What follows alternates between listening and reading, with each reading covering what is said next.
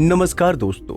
सावन माह का सोमवार जहां भगवान शिव की पूजा को समर्पित है, वहीं मंगलवार को माता पार्वती की पूजा करने का विधान है।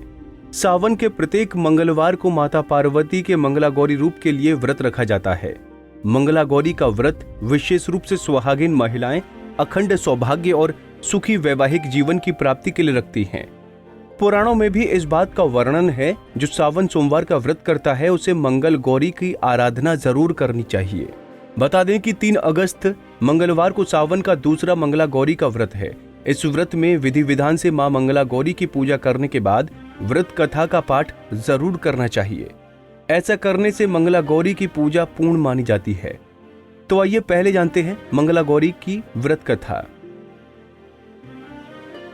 एक समय की बात है, शहर में धर्मपाल नाम का एक व्यापारी रहता था। उसका व्यापार अच्छा चल रहा था, धन संपत्ति की कोई कमी नहीं थी, लेकिन उसकी कोई संतान नहीं हो रही थी। इस कारण ही वो दुखी रहता था। अंततः ईश्वर की कृपा से उसे पुत्र रत्न की प्राप्ति हुई, लेकिन वो अल्पायु था। 16 साल की उम्र में एक दिन सांप काटने से उसकी मृत्यु हो गई। संयोगवश उसका विवाह जिस कन्या से हुआ था वो मंगला गौरी का व्रत रखती थी। मंगला गौरी का व्रत रखने के कारण उसे अखंड सौभाग्य का आशीर्वाद प्राप्त था। मतलब वो कभी विधवा नहीं हो सकती थी। मां मंगला गौरी के व्रत के प्रताप के कारण धर्मपाल का पुत्र पुनः जीवित हो उठा और उसकी कुंडली का अल्प आयु योग भी समाप्त हो गया। धर्मपाल की बहू आजीवन अखंड सौभाग्यवती रही और दोनों ने अपना दाम्पत्य जीवन सुख पूर्वक व्यतीत किया।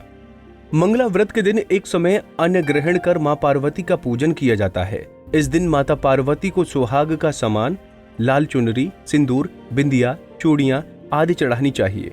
पूरे मन योग से मंगला गौरी का व्रत रखने और पूजन करने से अखंड सौभाग्य की प्राप्ति होती है। तो चलिए आगे आपको बता दें मंगल व्रत की पूजा विधि।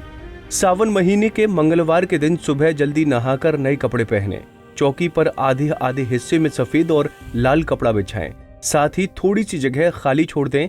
सफेद कपड़े के ऊपर चावल के 9 छोटे छोटे ढेर बनाकर नवग्रह तैयार करें। इसके बाद लाल कपड़े के ऊपर गेहूं के 16 छोटे छोटे ढेर बनाएं।